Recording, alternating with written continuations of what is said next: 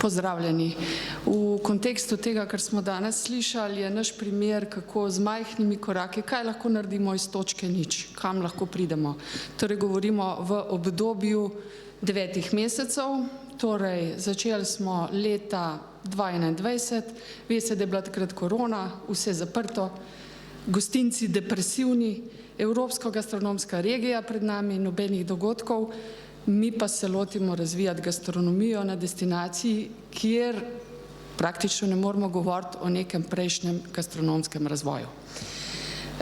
Torej, takole je izgledalo nekako, nepovezana gostinska ponudba, med sabo sploh niso sodelovali, niso bili sploh identificirani s kranjsko destinacijo, vsak nekje je delal zase. Imeli so sicer nek nabor tradicionalnih jedi, ampak ne zelo širok, podnebna ozaveščenost pa zelo šibka. To, kar na sliki vidite, je zakulisje gostilne Krištof, ki pa je v tem primeru izjema, 20 let dela na trajnostnih vsebinah, povezovanju z lokalnimi ponudniki in kot veste, so ponosni prejemniki trajnostnega priznanja Michelin, kuhar Uroš Gorjanc pa tudi letos dobil Gourmillon kuhar tradicije. Skratka, oni so potem tudi prevzeli vodilno vlogo na vseh nivojih v naših prizadevanjih. Največja ovira, kar se mene tiče, kranjska klobasa, vemo, da je bil ta trojček kranjski, ne kranjska klobasa, pivo, štruklji. Zdaj pa naredimo zelen podnebni dogodek.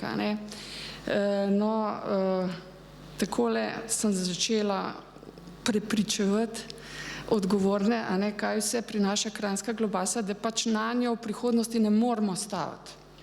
Zaradi vseh razlogov, ki jih vidite napisanih, je prav nekaj nasprotnega uravnoteženju podnebnih sprememb in pač lahko spoštujemo to tradicijo, spoštujemo naše mesarje, našo govedorejo, ampak pač kranjska klobasa ne more biti vodilna gastronomska jed za prihodnost. No in tukaj smo potem izvedli kar veliko izobraževanj, predavanj, delovnih sestankov z približno 9 ključnimi gostinci.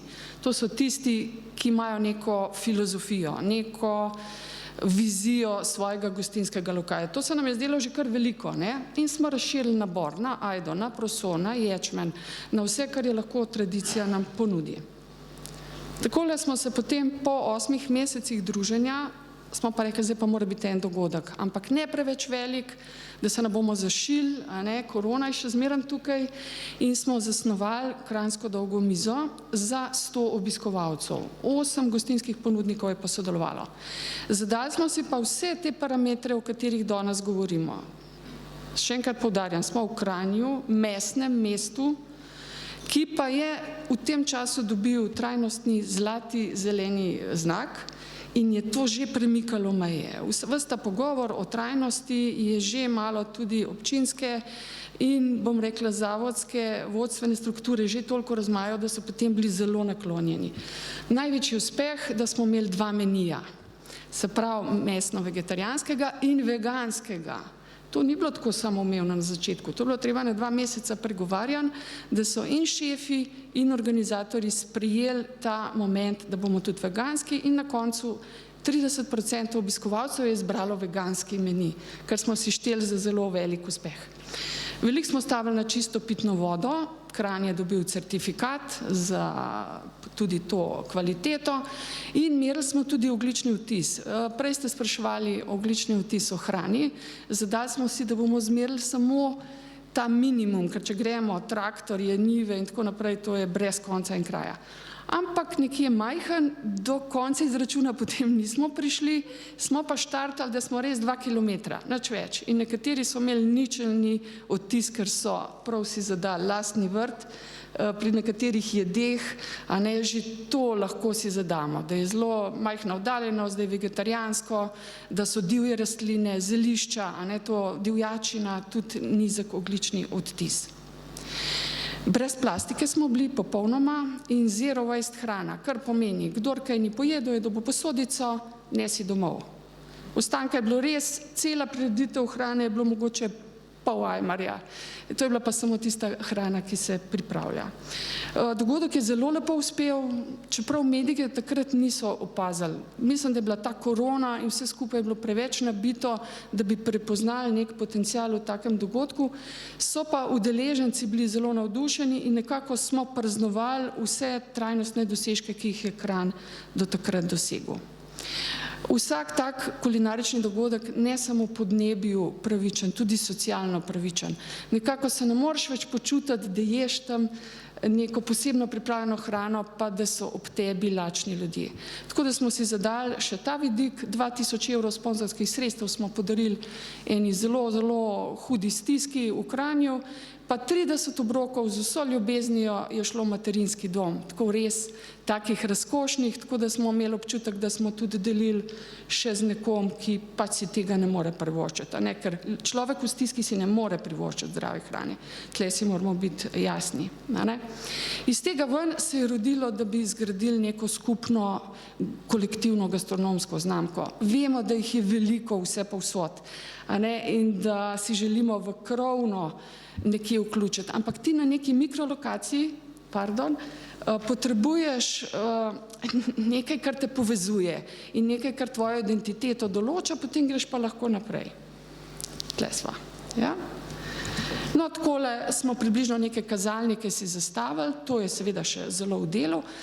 Moramo pa razumeti, zdaj prihaja zelo težko obdobje, gostinci že tarnajo, hrana se drži, delovne sile ni, nekateri že zapirajo, nekateri že prodajajo. Tako da kako bomo mi s to svojo podnebno zeleno naravnanostjo šli naprej, je veliko vprašanje. No, spet, sem klikala samo to. Zdaj pa še nekaj drugega. Še enkrat gor, ok. Tako, črpamo motiv iz mitološkega petelina, ki stoji na vhodu v stari del mestnega jedra.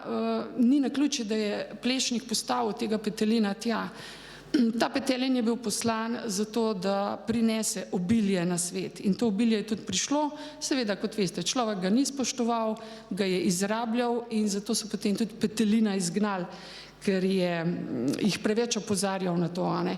In potem, ko so petelina izgnali, je šlo vse narobe in zdaj smo, kjer smo, podnebna kriza je tik pred nami. Takole je nastal nek tak približen poskus logotipa, ga še zelo izgrajujemo, zato ker je tale naš petelin preveč prijazen. Smo rekli, mora biti bolj zavezujoč, bolj mora v bistvu opozarjati, da stvari ne gredo v pravo smer. Še ta simbolika dolge mize, to je en tak inovativen pristop, se pravi, miza nam zmeram je predstavljala neko povezovanje, druženje, blagostanje, solidarnost. Za njo sedijo bogati in revni. In res vam lahko povem občutek, ko smo sedeli, res je ta nek energetski tok šel nekje okrog in okrog. Zdaj pa še zelo kratek predstavitveni video, da boste videli, kako to zgleda v gibljivih slikah.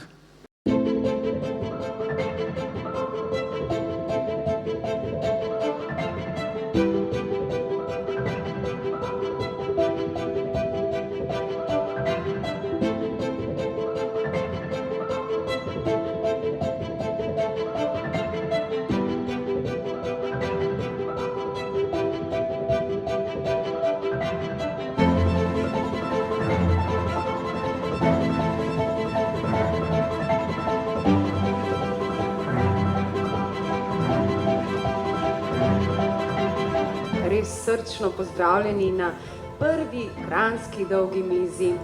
To je en čisto poseben dogodek, trajnostno naravnan.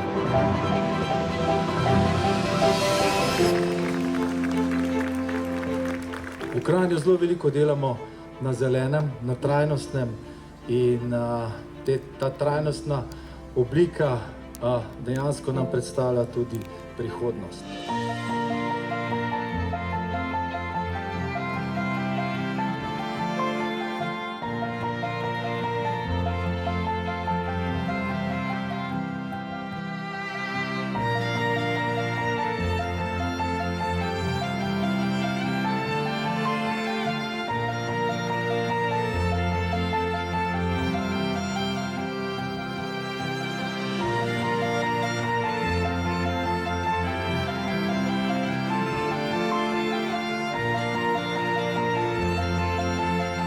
pa res en močen aplavz zaslužil, evo.